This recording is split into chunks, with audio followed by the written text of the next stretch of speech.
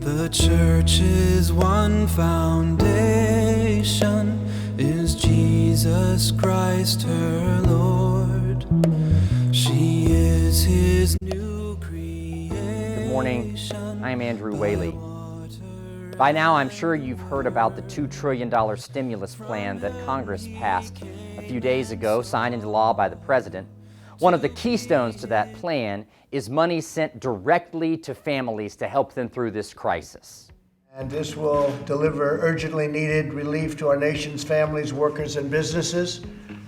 And that's what this is all about.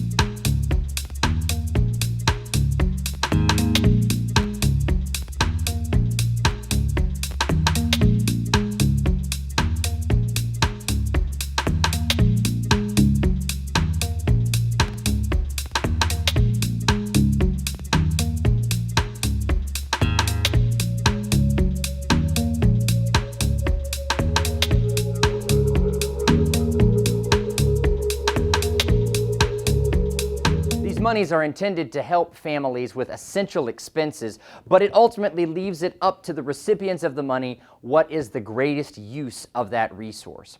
The idea is to do everything we can to basically freeze the economy in place so that when this pandemic has passed, we can thaw the economy and hopefully ramp things back up more quickly to where they were before all of this halted our regular routines of life. But I'm a pastor, I'm not an economist, so why in the world am I talking about this morning? Well, you'll remember this last fall when we had our generosity season. We titled that season Day by Day. These were the verses that we used to remind us as a church what it means to be a people in service of Jesus Christ. From Acts 2, verses 42 to 47.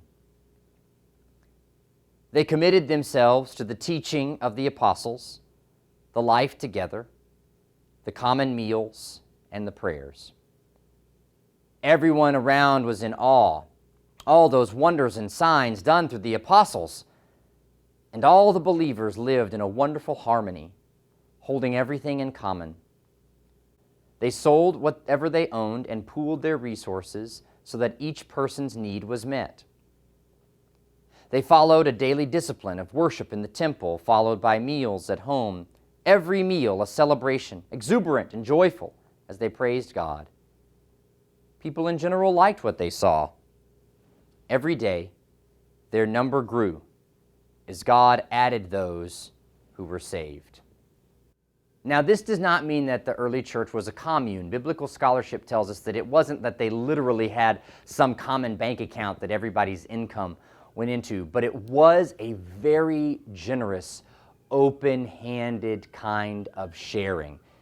People still owned things, but they were always willing to give them up. Personal possession was never as important as the well-being of the members of the community. And so any possession could be relinquished if it could lead to the flourishing, to the success, to the wholeness of another person within the church. And so this is where these stimulus checks come in that are going to begin to be distributed in the days ahead. Many people desperately need this money.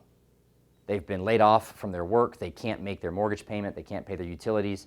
They can't purchase food for their home. They can't put gas in their car. They can't pay for their medicines. They absolutely need these checks, and if you are one of those people, use that money for those essential purposes, please. That's what it's for. But there are others of us who are still able to work. We're still being paid as we normally would. We're still able to receive our Social Security checks or draw out of our retirement accounts. Our income is basically the same, but we've still qualified for this stimulus money to come, with nothing telling us how it has to be used. Some of us are even saving money because we're not going out to eat as much, we're not going on vacations, we're not spending money on childcare for the daycare. So, what are we going to do with this government payout? Save it just in case? Not a bad idea if things go wrong. Sock it away as some kind of future investment? Make some extravagant purchase? Might we give it? Could we give all of it? We never expected this money. Half of it. Could we at least tithe it, give 10% away? You've heard about how our church has tried to be active in missions in this time. We've given all of our monies away for the year that are for nonprofits in our community. The deacons have also drawn out of their discretionary fund to provide additional gifts to needed charities at this time.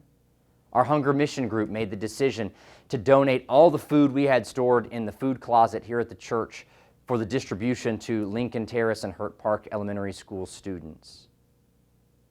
We've done what we can as a church, but there are still many needs within our community. Ram House is still trying to feed the most vulnerable people every day, and their typical food supply sources are not able to provide those foods right now. The Presbyterian Community Center is still trying to provide food bags every Thursday to families that they serve. The Rescue Mission is still trying to operate its meals and its shelter. You've got the West End Center trying to stay in touch with families. These are kids in homes where stability is lacking, so their staff is trying to make sure that those kids are connected, that those kids are safe. House of Bread additionally works with women coming out of incarceration. They are in incredibly difficult and tenuous, precarious situations. They're trying to stay connected to those women, keep their mentors in touch with them. And Family Promise, trying to honor social distancing practices while still hosting families that do not have a home to be locked away in right now. And even here at the church we have what's called the Pastor's Discretionary Fund. This is something that we could use for those members of our congregation who maybe have lost a job or are having a hard time making the essential payments. I know you've heard that they're not shutting off utilities or evicting people who can't pay right now. It's not clear to me in what I've read whether or not they're just forgiving those utility payments or if they're just saying you can be put on a payment plan once this pandemic is over, and then people are just going to be so far behind the 8 ball. So we have this Pastor's Discretionary Fund. If you wanted to give some of your money to the church for that fund, we can then disperse it as we know of needs within our own congregation that arise. Friends, this is a time to be about discipleship. This is a time to resist that temptation to just think, ooh, this is mine. This will protect me. This will save me. This is something that I can use for myself. This is that moment. This is that critical discipleship moment where the Holy Spirit is asking something of us. Asking for our real communal life, to sell what we have, and to give to any who are in need. There is need, and we have received an unexpected gift. May we witness then, day by day, to how the Lord's salvation is at work.